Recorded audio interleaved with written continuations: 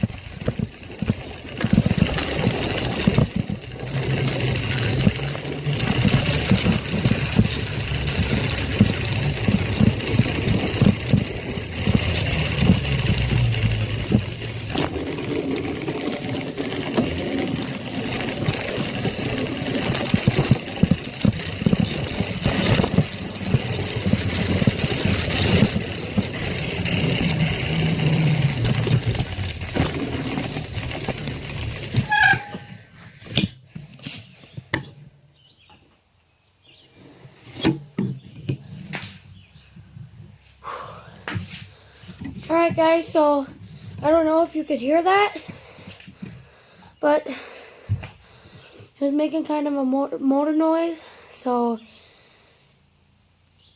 that was awesome. Thank you for watching, and I will see you later.